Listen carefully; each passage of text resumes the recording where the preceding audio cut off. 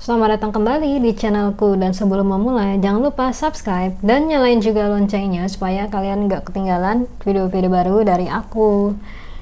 Dan masih lanjutan yang kemarin nih, episode The Luz ya. Kali ini aku mau review dan walkthrough aja The Wild Unknown Pocket Tarot dari Kim Krans. Sebenarnya untuk edisi yang ini itu udah banyak dijual kok, dan banyak juga yang ready-nya ya. Cuma kalau dulu kan dia ready tuh yang edisi regular, alias yang mirip-mirip lah ya, kayak Kawaii Tarot yang 12 kali 7 cm.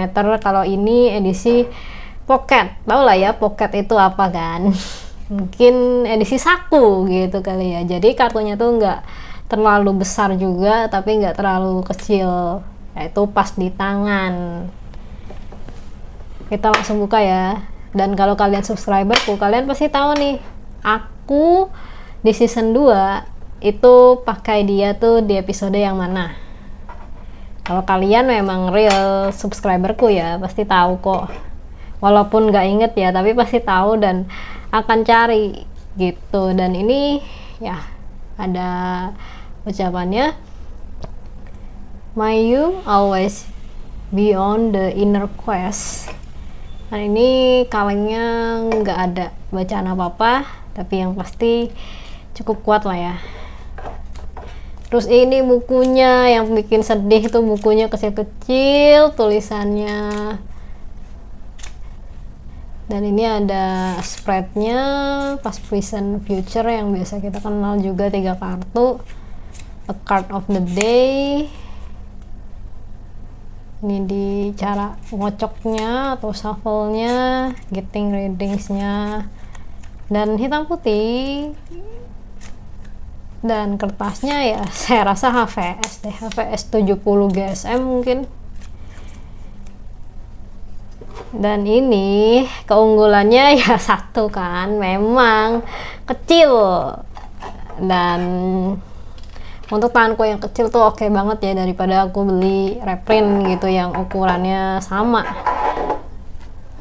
Dan nggak ada keterangan apapun di belakangnya, sama kayak yang lain gitu, nggak ada. Ini nggak ada, cuma ada tulisan written and illustrated by Kim Krans dari penerbit Harper One. Itu aja ininya. Oh iya, lain keunggulannya dia itu memang apa ya, pas di tangan. Kartunya juga tebel sih, dia nggak kalah lah ya sama ukuran yang reguler. Bahannya sama, cuman diperkecil aja dan diperbarui packaging atau kemasannya. Dan kartu ini ada kemungkinan, dan bukan kemungkinan lagi ya, mungkin tidak akan cocok untuk tarot reader yang baru belajar, apalagi nekat untuk ngambil deck ini hanya karena merasa oh gambarnya binatang-binatang cocok sama aku. Nggak kayak gitu. Karakter ini decknya memang wild ya, dia agak susah diatur untuk reader-reader yang baru belajar. Dan kalau kamu suka binatang, especially beneran binatang ya, bukan cuman satu, misalnya kayak kucing atau anjing doang, atau penyayang binatang, itu kamu baru bisa naklukin deck ini. Kenapa? Karena sifat mereka itu satu kartu itu beda-beda semua. Kamu bayangin aja 78 kartu, kamu seakan menangani atau mengurusi 78 binatang. Kalah tuh kebun binatang Raffi Ahmad kali ya, atau rumahnya Asal Ahmad, kalah.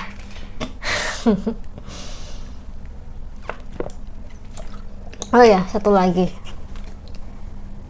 namanya binatang hutan itu pastikan rupanya macam-macam, dan dia nggak akan cocok untuk menangani klien yang masih remaja. Kenapa? Kalau misalnya masih remaja sekitar 17 sampai dewasa muda umur 26, 27, itu pasti nggak akan betah lihat gambarnya, karena bagi mereka gambarnya seram.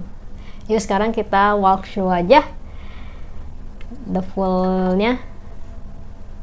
Kan the full-nya aja hewan burung, bukan burung juga sih. Mari kita lihat ya. Mana tulisannya kecil-kecil ya Tuhan.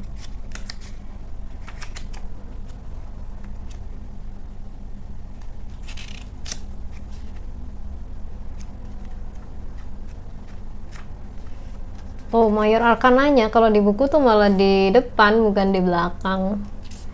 Aku juga lupa sih waktu itu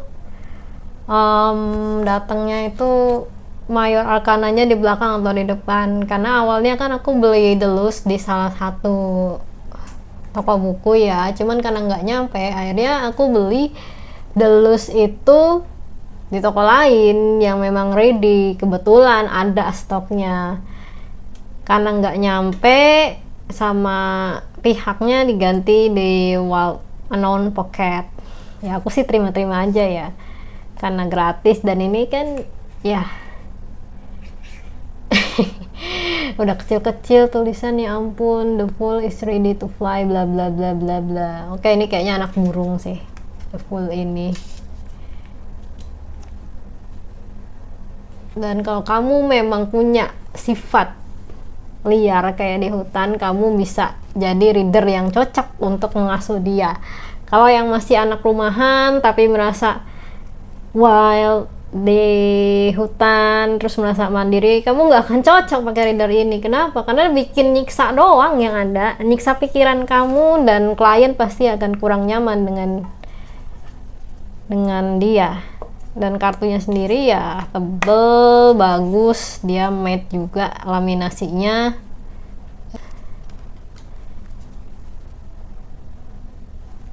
Ya memang nggak semua bisa pegang deck ini, karena pada akhirnya banyak yang akan melepas deck ini sebagai barang adopsi alias dijual, mau reprint atau official.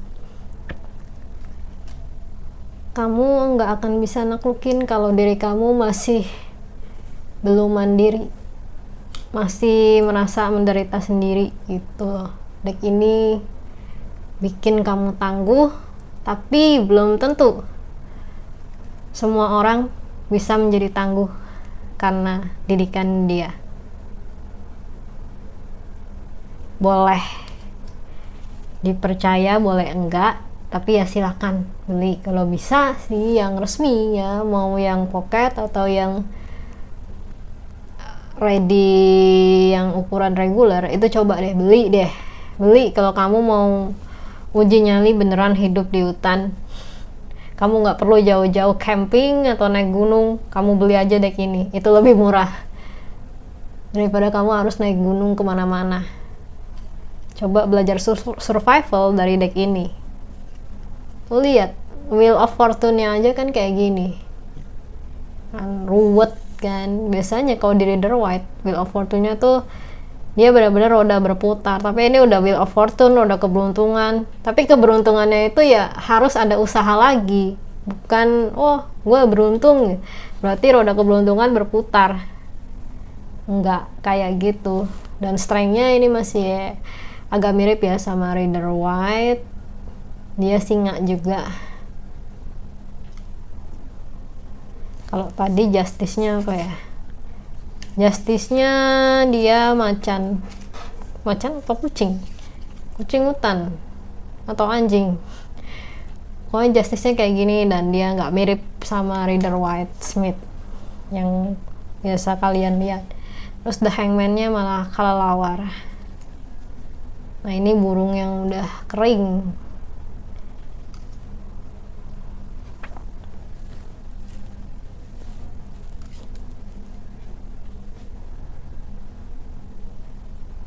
The Devil-nya ya mirip-mirip lah ya, tapi versi binatang. Terus the Tower-nya pohon kesambar geluduk. The Star-nya kurang menarik sih, cuman ada bintangnya doang. The Moon-nya ya sama kayak pemandangan hutan atau alam liar pada malam hari, dan kalian bisa cek biasanya tuh di film fantasi atau komik fantasi, webtoon fantasi, atau gambar-gambar di Pinterest biasanya suka ada desainnya juga ya kurang menarik sih, makanya aku bilang kekurangan deck ini juga kurang menarik untuk reader-reader yang pengennya decknya tuh lebih berwarna gitu. Kalau memang mau lebih misterius, aku bisa saranin ini, Tarot Nuages dari Ginetman. Baca gimana sih? Ginetman. Ya, dari West Game ini. Made in-nya China. Nanti ya, kapan-kapan aku review. Aku mau review yang memang udah pernah dipakai dulu di video ini. Di video selama aku ngereading kalian. Ini once-nya juga dia hampir mirip Mersaile ya, cuman gini-gini aja sih once-nya. Dua begini, nggak menarik untuk reader-reader yang pengennya tuh decknya mewah, decknya dipandang orang. Ini jelas tidak menarik atau kurang menarik untuk reader-reader yang maunya dipandang sebagai reader yang glamor atau reader yang elite atau dalam tanda kutip witch yang elite. Ini kurang. Kenapa? Karena witch yang elite tidak tinggal di hutan, dia tinggal di apartemen mewah dengan dengan segala keglamoran dan desain kemewahannya. Apa mungkin sewa kosan 3,5 sampai 4,5 juta per bulan, atau mungkin 5 juta per bulan gitu. Kalau ini memang berlaku untuk reader yang tahan banting. Kenapa aku bilang tahan banting? Karena ya karakternya dia itu kalau ngomong atau kita lihat pembacaannya itu nggak bisa lembut. Dia kata-katanya tuh nggak bisa difilter. Jadi mau tidak mau kita harus mengikuti dia. Ini 7 wands-nya.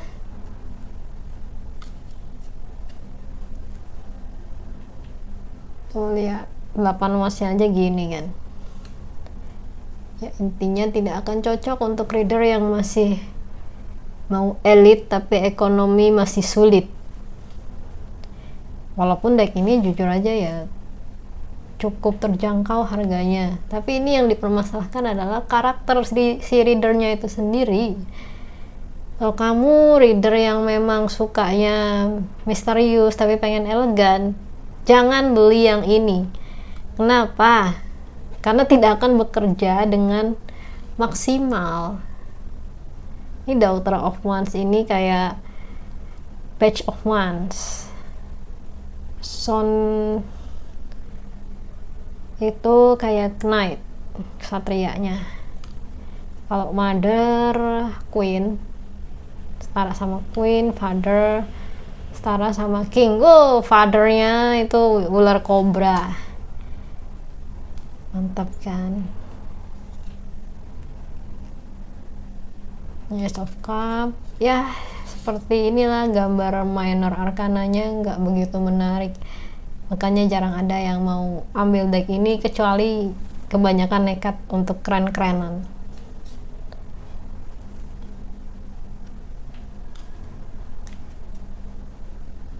Ini sebagai reader aja ya pandanganku ya, yang udah coba menjinakkan deck ini. Terus gimana sekarang hasilnya? Decknya jinak nggak? Kalian bisa lihat pembacaanku di episode yang pakai ini. Kalian mungkin bisa nilai sendiri apakah dia udah jinak atau belum.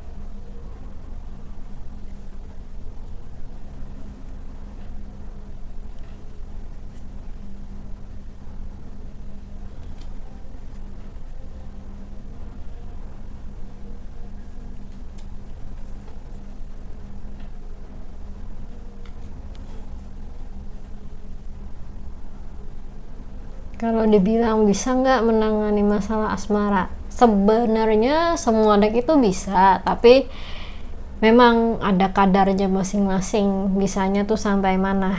Kalau ini aku tidak menyarankan dia itu di asmara. Kenapa? Soalnya nggak semua orang suka dengan bacaan yang terlalu nyata. Pasti akan ada rasa tersinggung, dan sebagai reader itu mungkin nggak nyaman ya ketika ada klien yang merasa nggak puas sama jawaban reader.